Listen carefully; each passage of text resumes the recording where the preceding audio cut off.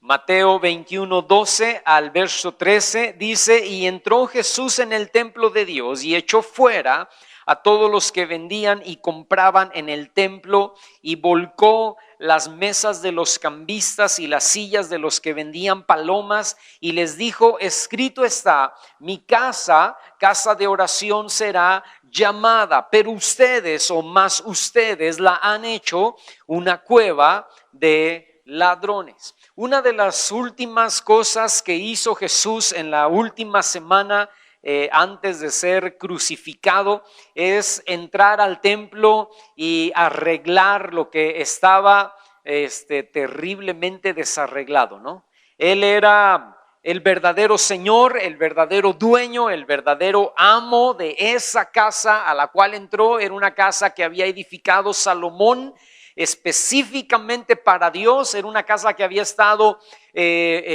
puesta en el corazón de David. David quería construir la casa para el Señor. Él salió un día de su palacio y se asomó ahí, me imagino yo que por una terraza o algo, y vio que la presencia de Dios seguía en una carpa, en la misma carpa o de la misma manera como Moisés lo había ordenado muchísimos años atrás. Y él dijo: no puede ser que esto esté así, no puede ser que el arca de Dios esté en una tienda de campaña y yo viva en este palacio. Voy a construir una casa. Y entonces Dios le habla, le dice: no vas a construir tú porque has derramado mucha sangre, pero tu hijo Salomón es el que va a construir. Y entonces David empieza a juntar material: oro, plata, piedras preciosas, bronce, madera, y deja todos los materiales listos en bodegas, ¿no? Para que cuando llegara Salomón, él levantara este templo. Y este templo lo levantan, lo hacen de oro, de piedras preciosas, de maderas finas. Y cuando terminan la construcción del templo, Salomón ora y dice: esta casa es tu casa. Entendemos, Señor, que ningún lugar se puede hacer en esta tierra, ¿no? Para que tú habites. Si tú moras en los cielos de los cielos de los cielos, ¿no? Y la tierra es solamente el estrado de tus pies. Pues ¿quiénes somos nosotros para hacerte esta construcción chafita para que tú vengas a morar aquí, ¿no? Pero de todas maneras, ven a tu pueblo, ven en medio de nosotros y está en esta casa. Y cuando oremos, tú vas a responder. Cuando vengamos a esta casa y nos arrepintamos, tú vas a responder. Cuando vengamos en esta casa y haya una situación difícil, tú nos vas a oír desde los cielos y vas a responder, porque tu gloria, tu presencia va a estar en este lugar. Y cuando Salomón terminó de orar, la presencia de Dios descendió, y dice que los sacerdotes no podían hacer lo que tenían que hacer dentro de esa casa porque la gloria de Dios estaba allí.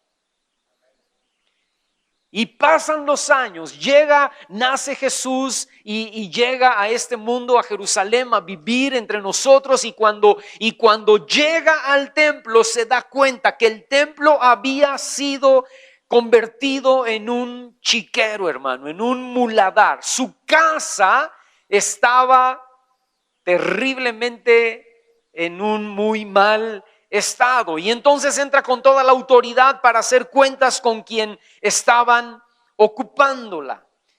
Yo te digo algo esta mañana: si Jesús es el Señor de tu corazón, tarde o temprano va a tener que entrar como dueño y amo de tu vida, y va a tener que ordenar lo desordenado. Y debemos entender, hermano, que Él no es nuestro huésped de honor. Él no es nuestro invitado especial. Le abrimos las puertas a Él como dueño, como Señor, como amo, como jefe. Y como dueño, como amo, como Señor, Él puede hacer lo que Él quiera en nuestras vidas.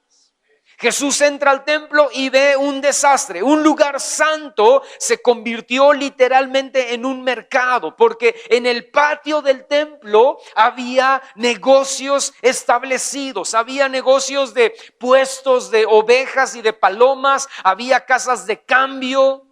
Y todos estos comerciantes que cambiaban las monedas, que ofrecían las ovejas y las palomas, engañaban y aumentaban sus precios.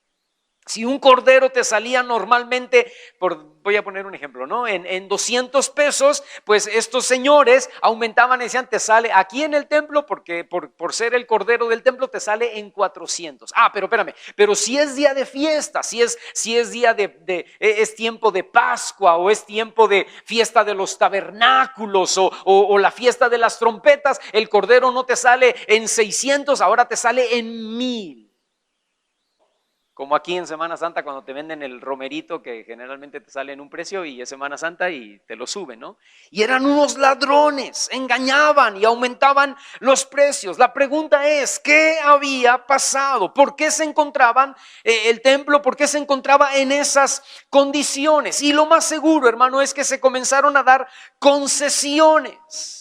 Pensando en cosas buenas, entre comillas, pensando en hacer la vida religiosa más llevadera. Alguien llegó algún día y le dijo al sumo sacerdote, estamos viendo que la gente viene de muchos lugares, no solamente cerca aquí a 1 hora, 2 horas, 3 horas de Jerusalén, pero vienen a veces desde Grecia, desde otros confines de la tierra que pertenecen al Imperio Romano, donde viven judíos que vienen a las fiestas de la Pascua, de los tabernáculos, de las trompetas, y les es imposible desde allá andar trayendo sus corderos, andar trayendo sus palomas, ¿no? Y entonces, ¿por qué no nos permite poner un puestecito pequeño, chiquito de corderos?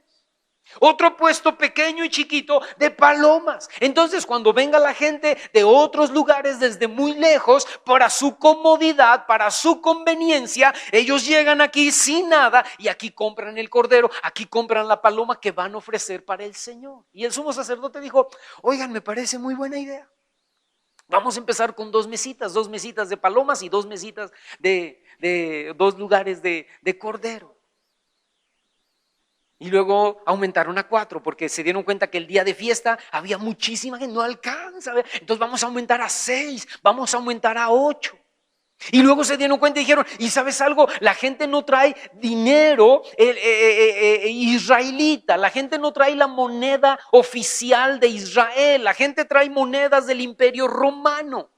La gente trae monedas de Grecia, la gente trae monedas de allá, de los caldeos, la gente trae monedas de otros lugares y esas monedas son impuras, esas monedas son, no las podemos aceptar porque ellos tienen que pagarnos con monedas israelitas que son las monedas santas y ungidas y dignas, ¿no? Entonces, ¿por qué no ponemos, además de la mesa de las palomas y la mesa de los corderos, ponemos también una mesa donde les cambiemos sus transacciones, ¿verdad? Ellos que nos den la moneda del Imperio Romano, la moneda griega, la moneda de otro país y nosotros se las cambiamos por el dólar efectivo, ¿no? Solo que bueno, aquí en el templo el dólar contra el peso cuesta 20 pesos, pero como estamos en el templo va a ser 40. ¿No? Por dólar. Y si es fiesta, va a ser 60. Como buenos judíos, ¿no? Hace algunos años, cuando yo llegué a Morelia, estoy hablándote tal vez en el 90 y... ¿verdad? Bueno, yo la primera vez que vine a Morelia fue en el 85. ¿No? Y no me acuerdo si en el 85, 86 ya estaba esto, pero cuando yo llegué aquí, me acuerdo bien, en el 91, mi hijo vino de 4 meses de nacido y llegamos aquí en 1991 y yo me acuerdo que en el centro, y los más jóvenes se acordarán de esto, ¿no? Que en el centro había un montón de puestos ambulantes. Tú no podías caminar entre las ¿cómo se dice esto? Los portales, ¿no? Porque allí te vendían de todo, ahí te vendían tenis, te vendían camisas, te vendían playeras, te vendían comida, te vendían películas, te vendían lo que quisieras, ¿no? Te vendían ahí, eran puestos y no era solamente en una parte de los portales, eran todos los portales alrededor de la Plaza de Armas, ¿verdad? Todo eso estaba infestado de puestos ambulantes. Y luego ya no solamente era allí en los portales, había calles de repente que ya empezaban a tener puestos ambulantes. Y lo más seguro es que se comenzaron a dar concesiones a vendedores ambulantes. Primero fue a unos 10. Dijeron, ¿por qué no dejamos que estas personas, para que se ayuden, pongan sus puestos? Pero luego crecieron a 20 y luego a 30 y luego a 40 y luego a 60, hasta que se formaron mafias que controlaban calles enteras y era difícil sacarlos porque armaban un pleito, ¿no? Cuando un gobierno decía, los vamos a reubicar, no, y entonces se ponían ahí y había gente de choque, ¿no? Y se daban contra la policía, y hasta que un día un presidente municipal, que no sé quién fue, se fajó los pantalones, mandó un montón de policías en la madrugada y destruyeron los puestos, ¿no? Y los sacaron de la ciudad o de ahí de la zona y se pusieron firmes en contra de las personas que tenían ahí sus puestos. Yo estuve trabajando en una congregación, he trabajado en 3 congregaciones como pastor. En una de esas había una persona que llegó con el pastor y le dijo, oiga pastor, ¿por qué no nos deja vender para el ministerio de los niños, verdad? Sacamos dinero, vendemos comida al final de la reunión y sirve para que podamos dar al ministerio de los niños. Y el pastor dijo, ándale pues, me parece bien. Pero entonces el ministerio de los misiones dijo, no, ¿y por qué nada más el ministerio de los niños? También el ministerio de misiones ocupa que se le venda. Y entonces dijo, bueno, está bien, entonces el ministerio de misiones pues también que venda. Y dijeron, no, pero el ministerio de las mujeres solas con Jesús al frente también quiere vender. Y dijeron, bueno, ándale pues, entonces que el ministerio solas de mujeres, o como dije, el ministerio de mujeres solas con Jesús al frente, pues también que venda. Y dijeron, no, pero también el ministerio de los niños de la calle quiere vender. Bueno, ándale pues entonces. Y entonces empezó a ver, cuando tú salías de la iglesia, era un mercado. Y había pambazos, había tamales, había tole, había taquitos dorados, había libros, había discos.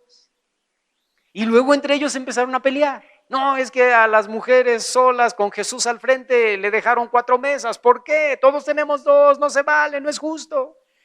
Y las mujeres con Jesús al frente decían, pues es que nosotros somos las consentidas del pastor, ¿no? Y entonces ahí iban a reclamarle al pastor. Y entonces el pastor decía, ¿qué hacemos ahora? Pues ya no se podía quitar. Ya no se podía quitar porque ya se habían dado concesiones y entonces ahora era un monstruo. Algo bueno se convirtió en un monstruo con pleitos entre los hermanos y era difícil quitarlos porque se iba a herir susceptibilidades. Déjame decirte esto, hermano, lo mismo sucede en nuestra vida cuando comenzamos a dar concesiones.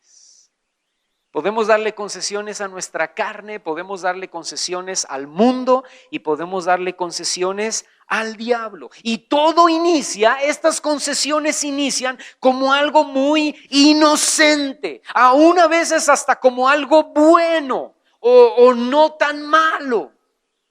Ve conmigo, 2 de Samuel, capítulo 11, por favor. Y fíjate lo que dice el versículo 1.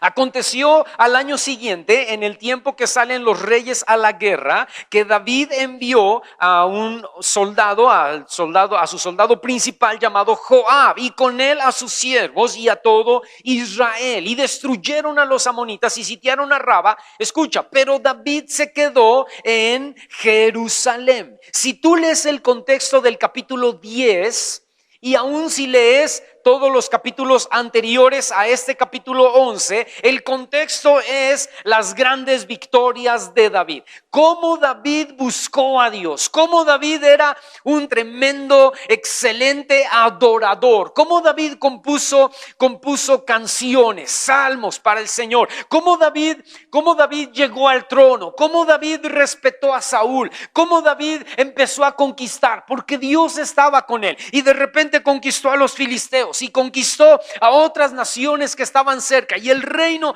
de Israel se fue expandiendo y se fue haciendo grande, y David alcanzó fama y riquezas, y de repente todo el imperio, toda la nación de Israel ahora se encontraba con paz, porque Dios les estaba dando paz por todos lados. Y entonces, cuando ya David ha hecho el trabajo difícil, cuando respetó a Saúl por 8 años y estuvo huyendo por él y nunca levantó su mano en contra de este hombre, cuando ya David tomó el trono y empezó a pelear y a luchar contra las naciones vecinas y las venció porque Dios le ayudó, y cuando ya estaba en paz, entonces David se tomó una pequeña concesión inofensiva, inocente, un merecido descanso. Es tiempo de guerra, pero creo que merezco un merecido descanso. Me voy a dar una pequeñísima concesión de quedarme en mi casa. Ahora pregunto yo, ¿es malo, hermano? No, no era malo. Y entonces un día se levantó, mientras los soldados estaban allá en la guerra y en la batalla, él se levantó un día y se asomó por su balcón, y allí en las azoteas de Jerusalén vio a una mujer que se le ocurrió bañarse en su azotea, ¿no?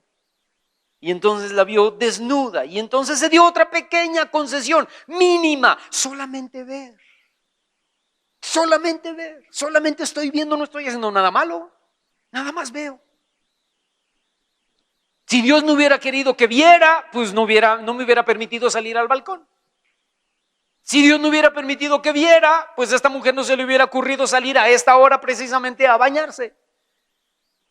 Y la siguiente concesión que se dio fue adulterar, y la siguiente fue mentir, y la siguiente fue ser hipócrita, y la siguiente fue el asesinato. Damos concesiones, hermano, para tomar un receso en la oración. Es que, hermano, ya oré mucho. ¿Qué cree, hermano? Que estuve 1 año orando todos los días, y ahora me voy a dar un pequeño receso, un pequeño descanso en la oración, y ya no voy a orar tanto porque no quiero ser ya tan espiritual, ¿verdad? Hay que balancear la carne con el espíritu, ¿no, hermano? Damos concesiones para no leer la Biblia porque yo ya la leí completa. No, si yo ya la leí de Génesis hasta Apocalipsis, entonces ya no necesito leerla por segunda vez, ya nada más la leo cuando pues hay algún problemilla, cuando hay alguna situación, ahí la tengo en mi buró, ¿no? Pero ya no la leo porque yo ya la leí completita toda. Me doy una pequeña concesión para no venir a la iglesia porque ya fuimos el domingo pasado, hermano, no hay que ser tan exagerados.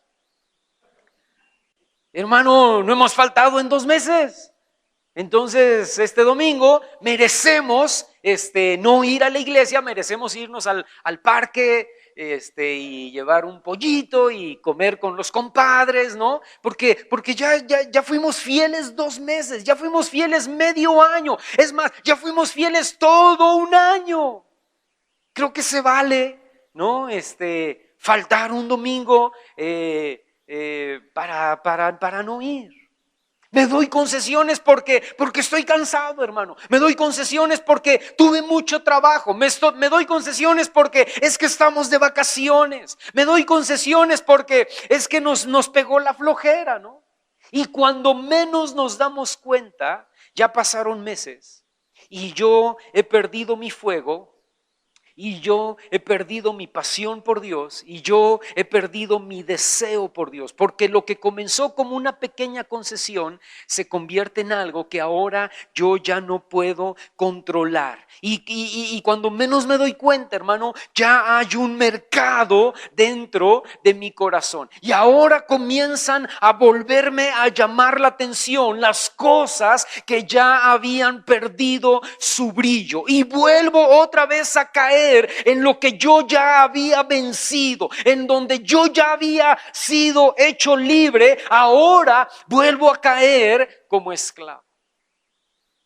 Por haber empezado hace un mes, hace 2, hace un año, hace 3, a dar pequeñísimas concesiones a mi carne, al diablo, al mundo.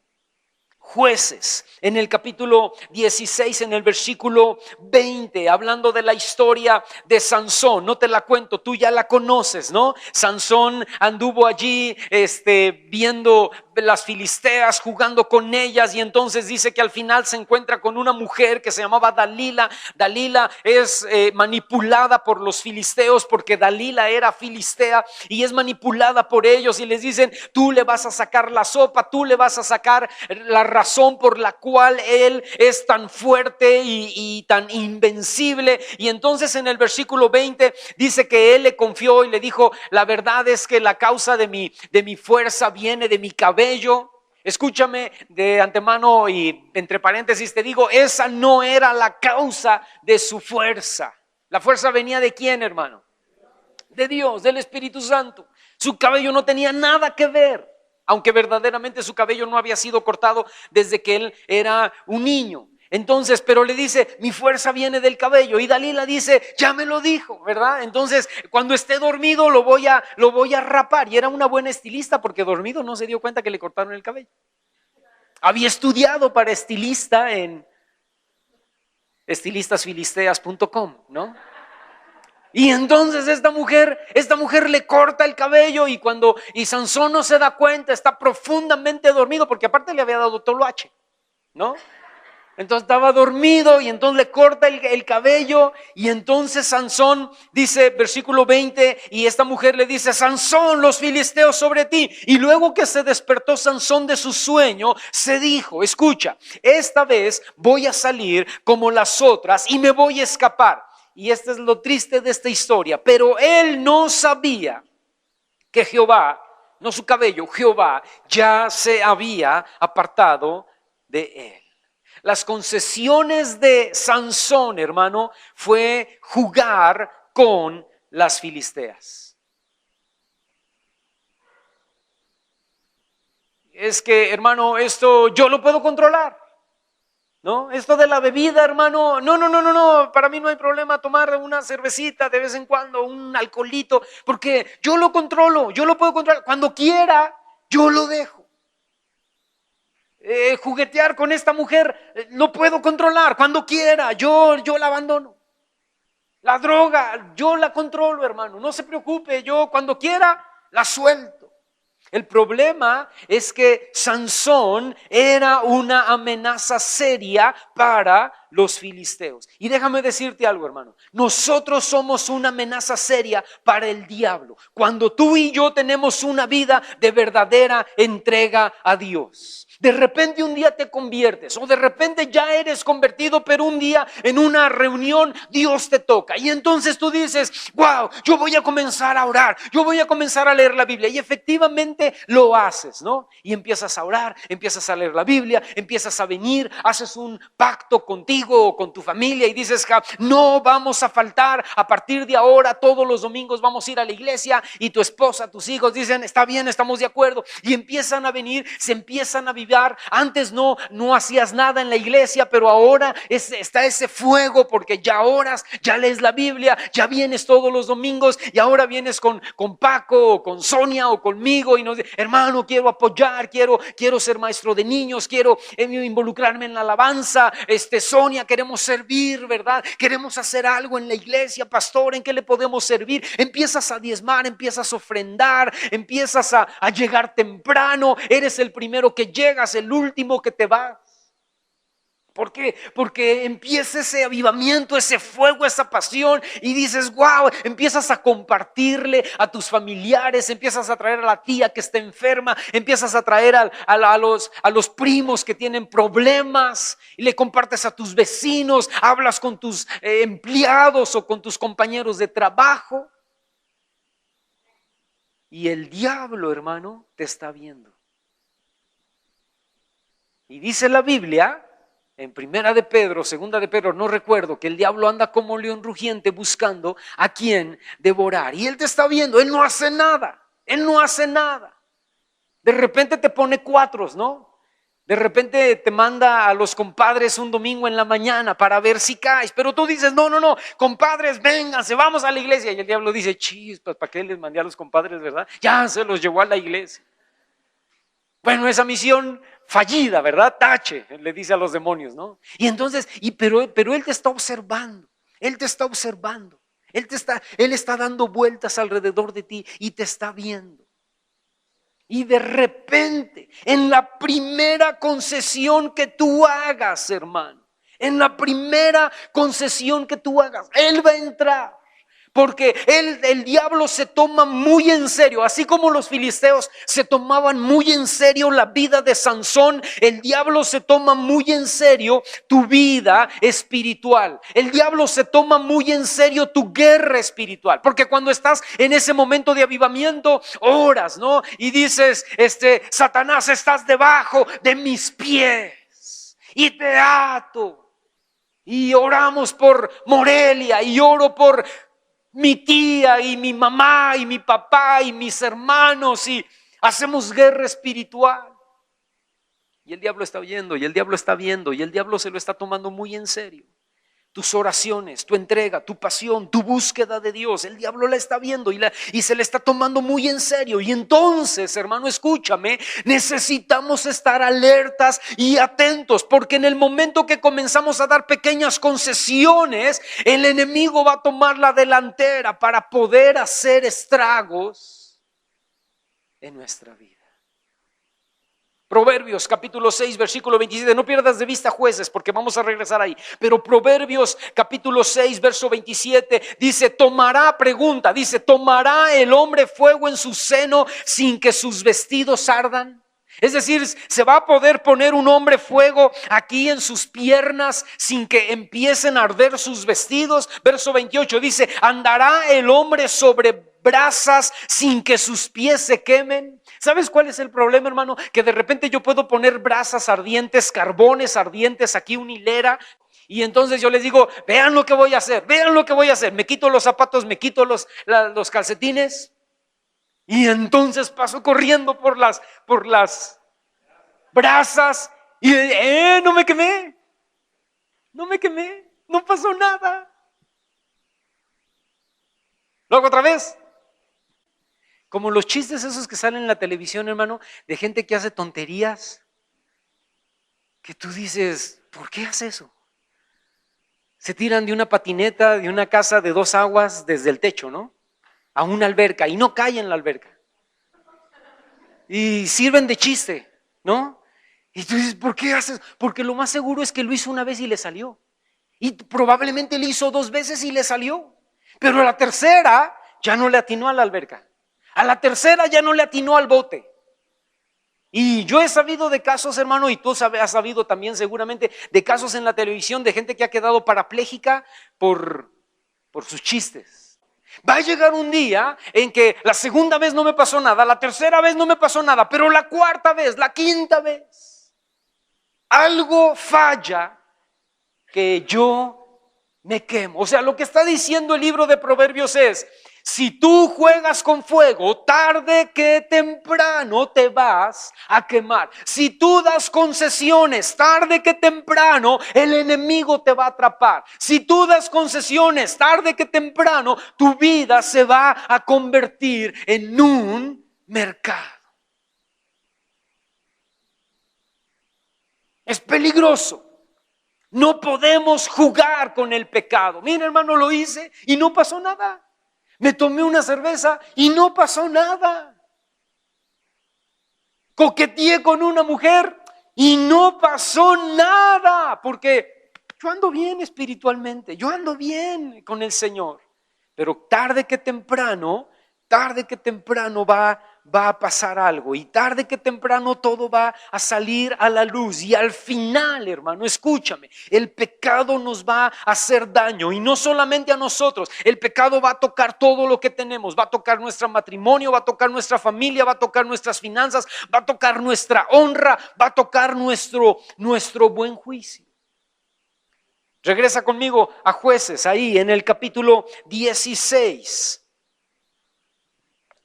Y fíjate, el versículo 21 dice que los filisteos le echaron mano a Sansón. Y dice, y entonces le sacaron los ojos y le llevaron a Gaza y le ataron con cadenas para que moliese en la cárcel. Lo que hicieron los filisteos contra Sansón, hermano, fue... Número uno, primer cosa, sacarle los ojos, porque cuando damos concesiones, el enemigo va a venir y nos va a quitar la capacidad de ver espiritualmente, y ya no nos damos cuenta dónde estamos realmente parados.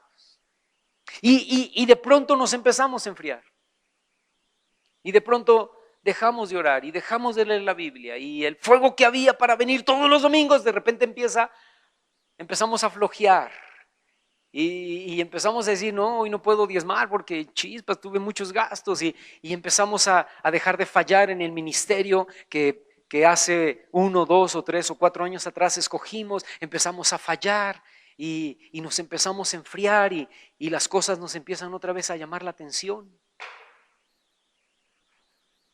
Y el diablo nos quita la capacidad de visión, y dice que después le ataron con cadenas, porque somos atados a aquello que pensábamos que nosotros controlábamos. Y luego dice que le hicieron esclavo, porque pasamos a ser esclavo de aquello que dominábamos.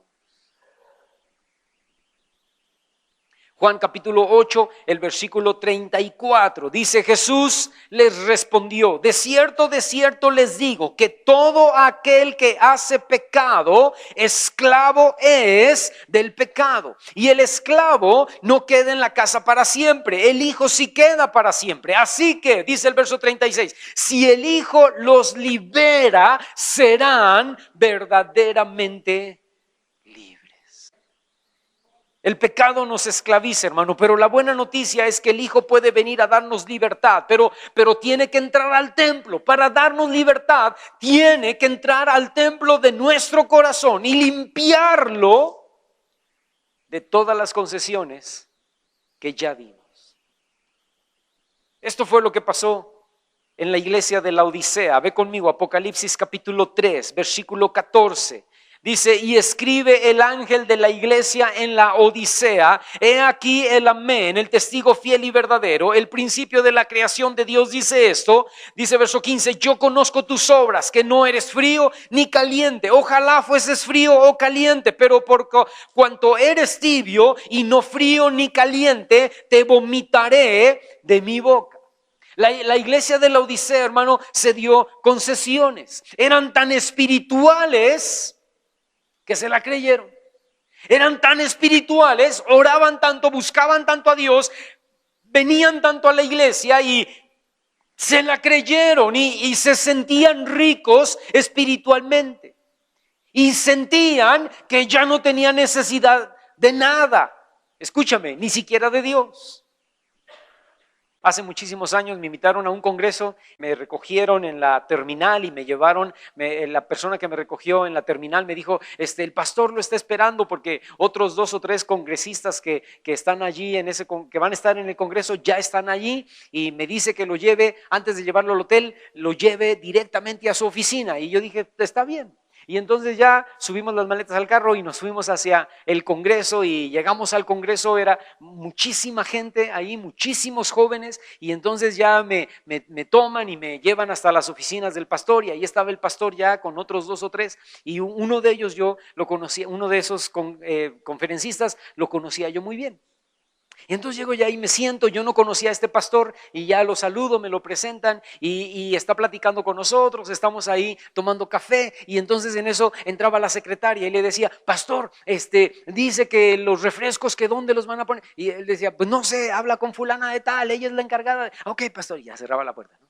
Y luego seguíamos platicando y abría, pastor, ya llegaron, ¿dónde van a poner los instrumentos? Que ya llegaron, la batería que rentaron y no sé. Dile, habla con fulano, el líder de alabanza, dile que la pongan. Y no. Ok, y cerraba la puerta. Y al ratito, a los 5 minutos, pastor, ¿y qué no sé? Y, bueno, le dijo el pastor, ya, esta es la última vez que me interrumpe. No sé, habla con fulano, sutano, mengano, perengano, ellos son los encargados, ya no me abras esa puerta. Y dijo, sí, perdónenme, pastor, y cierra la puerta a la secretaria. Y se volteó el pastor con nosotros y nos dice, ¿qué van a hacer sin mí el día que me muera? Y uno de los pastores, yo no lo conocía al pastor, pero uno de los que yo conocía se levantó y dijo, cuando tú te mueras, mano, todos vamos a ser felices y a lo mejor esta iglesia crece más. Porque a lo mejor tú eres el estorbo que está haciendo que esta iglesia no crezca. Y se hizo un silencio. Y yo me quedé callado y dije, wow, lo van a correr. Y el pastor dijo, sí es cierto, tienes razón, ¿verdad? Y ya todos nos reímos, ¿no? Y yo me limpié el sudor. Pero escúchame, hermano, no la creemos. No la creemos. Pensamos que yo soy el indispensable, yo soy el que...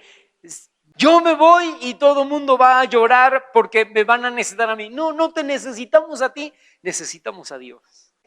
Y esta iglesia de la Odisea pensaban que tenían todo y que no necesitaban nada ni a Dios. Y se sentían tan llenos espiritualmente que aún habían echado afuera al Señor de sus vidas. Y en Apocalipsis, ahí mismo en el capítulo 3, en el verso 20 dice, he aquí, dice el Señor, yo estoy a la puerta y llamo. Si alguno oye mi voz y abre la puerta, yo voy a poder entrar a él y sacar su chiquero y sacar su mercado y cenar con él y él conmigo. El Señor está diciendo, estoy fuera de sus corazones. Ustedes han dado tantas concesiones que me corrieron, me sacaron y ahora yo estoy afuera tocando, intentando entrar de nuevo. Y si alguno en la congregación oye mi voz, porque además estaban sordos, yo